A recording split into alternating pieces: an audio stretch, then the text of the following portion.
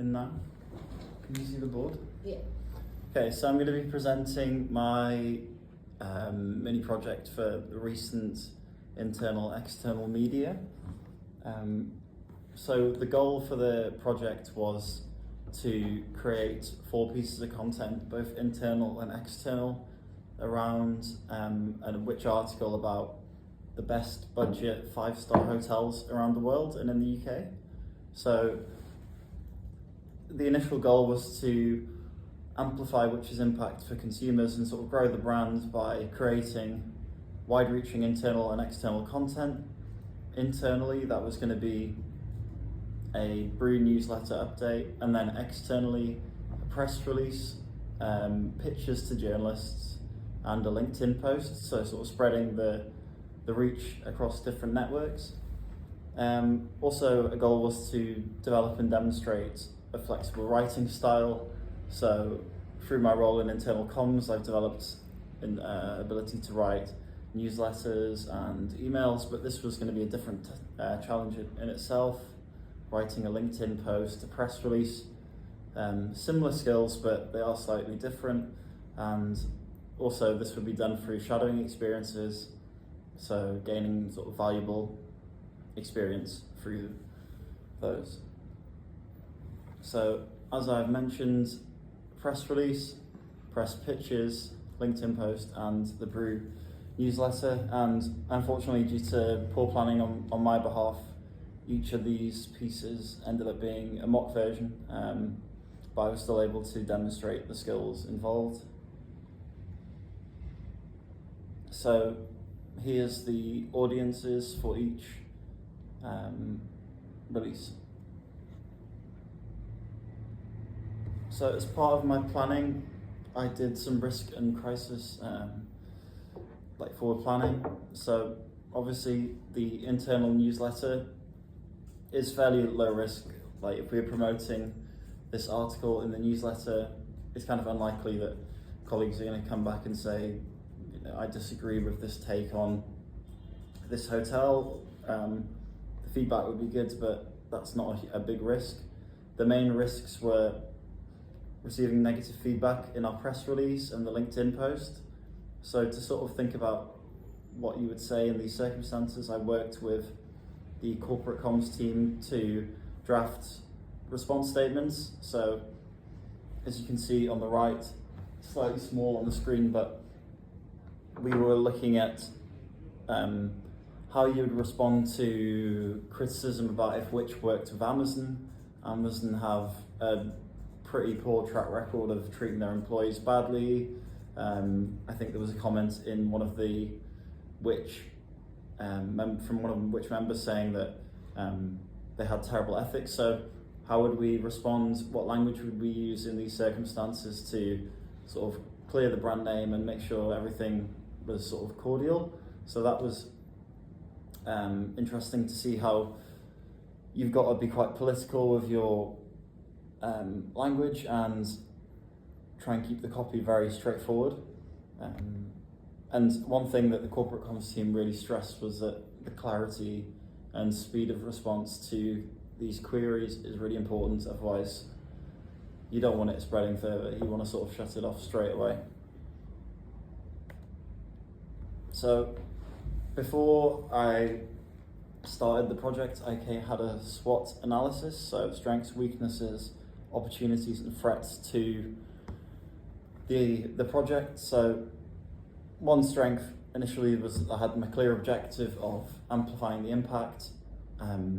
Another strength that the project was going to cover multiple channels, meaning that we'd have a good reach across different networks. And I'd done some strong shadowing work, as mentioned, preparing for if my release had negative feedback, if the LinkedIn post had negative feedback, I had the language ready and knowledge of how to respond if this thing came up. And a weakness, I had limited experience doing this before, but that was always going to be the case. The fact that although my planning was poor, I still had to depend on multiple teams, so social media, corporate and press, to sort of work all in sync. And I think one thing I'm going to take, as I mentioned later, from the project is that I need to sort of work backwards and plan ahead for the next one, thinking what are they doing that I can get involved with, rather than thinking what idea am I coming up with and then bringing it to them. Opportunities for the project, so media coverage through the press release. I was sending my press release to different journalists, and just the collaborative aspect of working with different teams. And then, as mentioned, threats, the public backlash, and I think also this idea of audience fatigue, that if you're sort of pushing the same message across different channels and the same people are seeing it, they could get bored of what you're talking about. And then quickly, I used the OASIS model to plan as well.